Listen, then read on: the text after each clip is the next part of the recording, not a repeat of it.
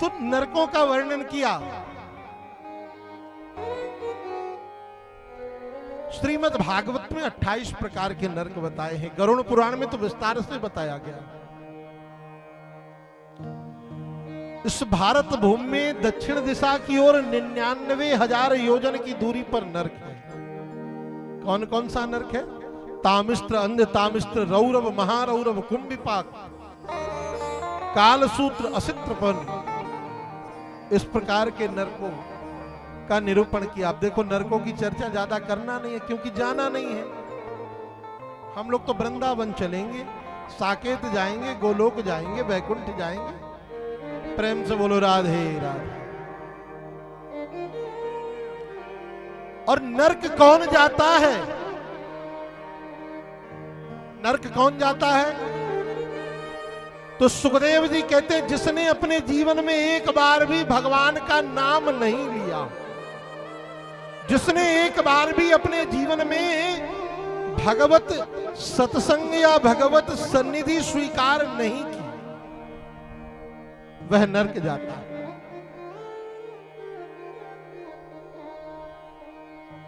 परीक्षित ने सुखदेव जी से कहा, महाराज, छोटे मोटे पाप तो हम लोगों से रोज होते हैं।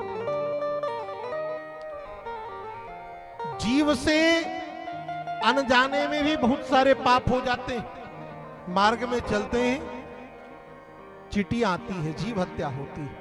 हम लोग श्वास लेते हैं, पता नहीं कितने छोटे छोटे सूक्ष्म जीवों की हत्या हो जाती है।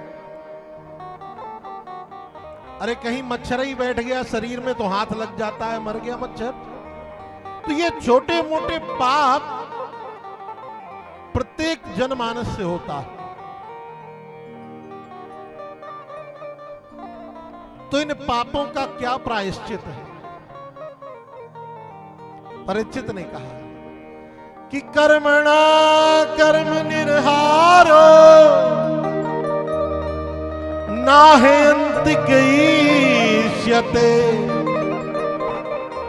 अविद्वदधिकारित्वात् प्रायश्चित्तम विमर्शनम। हम जीवात्माओं से जो छोटे मोटे पाप होते हैं, उन छोटे मोटे पापों का क्या प्रायश्चित है? तो सुखदेव जी कहते हैं, बस एक ही प्रायश्चित है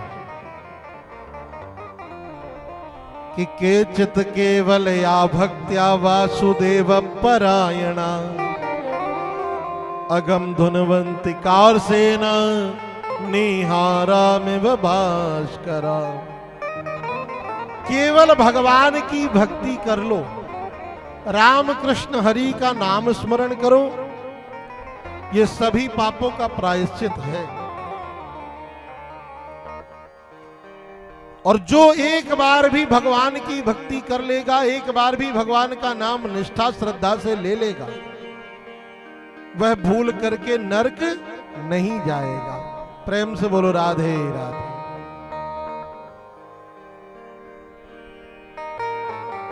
सुखदेव जी कहते हैं, सकरण मनः कृष्ण पदार विंदयोर निवेशितम तद गुण राग यैरिह नाते यमं पास भृतश्च तद्भटान स्वप्ने भी पश्यन्ति चीर्ण निष्कृता। जो एक बार भी भगवान का भजन कर लेगा वह नरक नहीं जाएगा, इसकी पक्की गारंटी है। सुखदेव जी ले रहे हैं।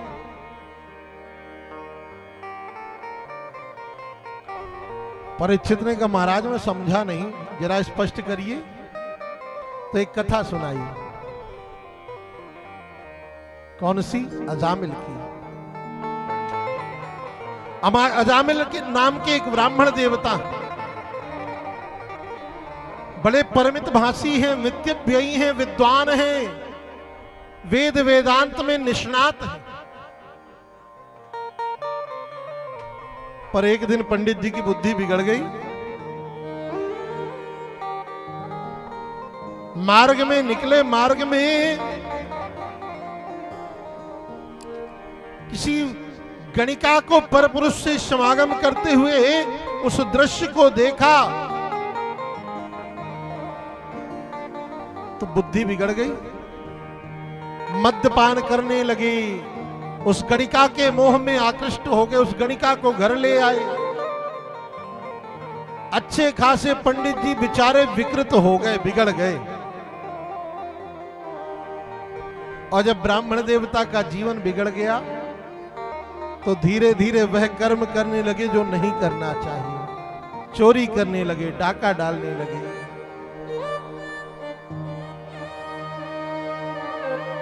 ऐसे सारे अपराध करने लगे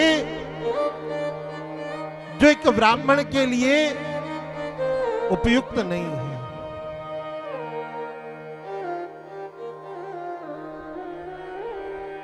एक दिन की बात, गणिका तो अजामिल के घर में रहती, उस गणिका को तो धन चाहिए। पर एक दिन अजामिल के गांव से कुछ संत निकल रहे थे। वह संत वृंदावन से चलते हुए चतुर्मासा करने के लिए अयोध्या जा रहे थे। संतों ने मार्ग में पूछा, भैया ऐसा कोई इस गांव में है जो रात की व्यवस्था कर दे भोजन भजन की और रुकने की? तो व्यक्ति संतों का हास परिहास करने की चेष्टा से उसने कहा, बाबा जी बस एक ही आदमी है पूरे गांव में जो बढ़िया सेवा करेगा आपकी, अजामिल के यहां चले जाओ। उसने तो हास परिहास किया, पर संत तो सरल होते हैं। संत सरल होते हैं, चल दिए। संत जब चले तो अजामिल के द्वार पर पहुंचे और साकर खटखटाई तो घर में गणिका थी, अजामिल नहीं था। गणिका निकल कर के आई, संतों को देखा तो प्रणाम किया। संतों ने कहा, बेटी ये भक्त अजामिल का घर है। जब भक्त सुना तो उस गणिका के नेत्र सजल हो गए। उसने कहा, देखो संत कितने भोले। कहा, महाराज क्षमा करिएगा, ये भक्त नहीं है, ये तो डाकू हैं। डाका डालते हैं, चोरी करते हैं, व्यभिचार करते हैं। संतों ने कहा, नाना हमसे तो किसी गांव के व्यक्ति ने कहा कि ये भक्त अजामिल है, भक्त अजामिल का भवन है। बोले, महाराज उसने आपके साथ विनोद किया है, मजाक किया है। संत बेचारे दुखी हो गए। संतों ने कहा, हम तो विचार करके आए थे कि आज रात को यहीं रुकेंगे, तुम्हारे घर प्रसादी पाएंगे, ठाकुर जी का भोग लगाएंगे, हम भी पाएंगे।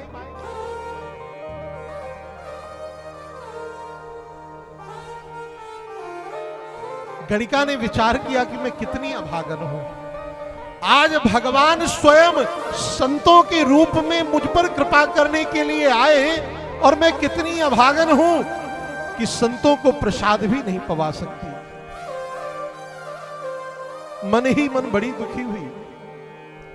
पर गणिका ने विचार किया कि मैं अपने हाथ से नहीं बना सकती, सूखी सामग्री तो दे ही सकती हूं।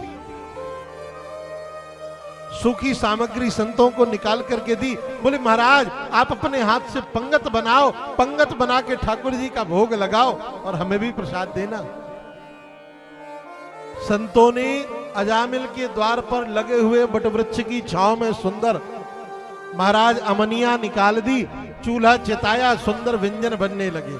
अब संतों का व्यंजन तो आप सबको पता ही है, मोटी मोटी राम रोट, मोटे मोटे टिक्कड़, आटा बाटा भुंज गया महाराज, बन गया बढ़िया रोटी भरता।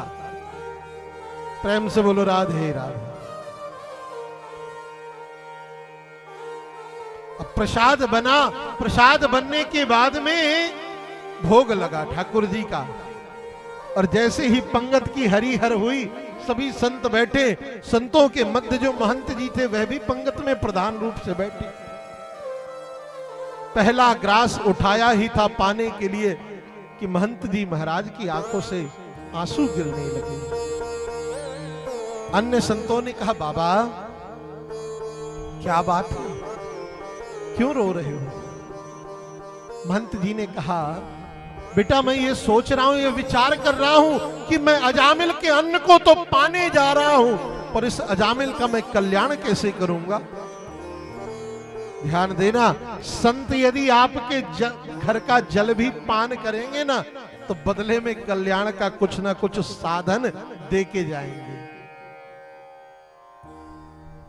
संत किसी का जल भी अनायास नहीं पीते। विचार किया थोड़ा अपमान ही तो करेगा जामिल, सह लेंगे, प्रसाद पाया।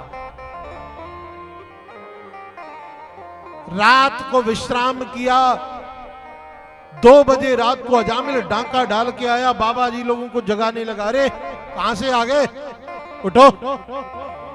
बेचारे महात्मा सरल थे, सब उठ उठ करके खड़े हो गए। भैया तुम ही अजामिल हो? अजामिल ने कहा हाँ हम ही हैं।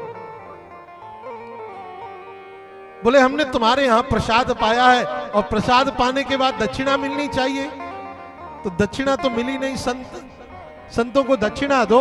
अजामिल ने कहा बाबा जी भ्रम में हो, हमने देना तो पढ़ा ही नहीं, बस लेना पढ़ा है। बस यही कृपा मानो हमारी कि हमने तुम्हारा चिमटा और कमंडल नहीं छुड़ाया, नहीं हम तो ये भी छुड़ा लेते। पर उन महंत जी महाराज ने कहा भैया हमें तुमसे कोई रुपया पैसा कोई सामग्री नहीं चाहिए, बस एक दक्षिणा दे दो। अब की बार जो तुम्हारे घर संतान हो, संतान का नाम तुम नारायण रखना। क्या रखना? नारायण। माई बाप केवल एक शब्द में अजामिल के कल्याण को प्रदान कर दिया संतों ने। अच्छा, पूर्व काल में कितने अच्छे नामकरण होते थे, पहले कितने प्यारे प्यारे नाम होते थे। अभी हम इस कार्ड को ही देखते हैं तो सबके नाम में राम लिखा है, राम सुहावन गर्ग, रामदेव गर्ग। आजकल के नाम देखो, बंटी, संटी, चंटी, पता नहीं कैसे कैसे नाम रखते, ना लेने में अच्छा लगता ना। बेटियों के भी नाम बड़े अटपटे, टूटी फूटी स्वीटी। अब बताओ ऐसे विचित्र नाम। नहीं नहीं मैं विरोध नहीं कर रहा हूं, पर विचार करें, नामकरण संस्कार एक ऐसा अद्भुत संस्कार है जिससे आपको जीवन पर्यंत जाना जाएगा। आचार्य की आज्ञा से ही नामकरण होना चाहिए। आप विचार करो, किसी बिटिया का नाम स्वीटी रखो, अब स्वीटी कितने वर्ष तक स्वीटी लगेगी? अब विचार करो, 2 वर्ष 4 वर्ष।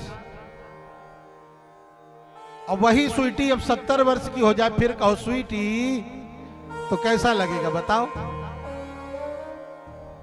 कब तक अच्छी लगेगी वो स्वीटी? 2 4 10 साल, 15 साल, 20 साल। अब वो जब 80 साल की बूढ़ी मैया हो जाएगी और उसको कहोगे स्वीटी सबके सामने, तो बेचारी लजाए जाएगी। इसलिए नामकरण बड़ा विचार करके होना चाहिए, शास्त्र की आज्ञा से, आचार्य की आज्ञा से। पर हम लोगों ने तो आजकल आज्ञा ना आचार्य की लेते हैं और ना शास्त्र की लेते हैं। आजकल गूगल से ढूंढते हैं नाम, कौन सा नाम रख दिया जाए तो अच्छा रहेगा। आजकल तो छोटे नाम का प्रचलन चल गया। महाराज शॉर्ट नेम बताइए, शॉर्ट नेम। हम लोगों के साथ भी होता है।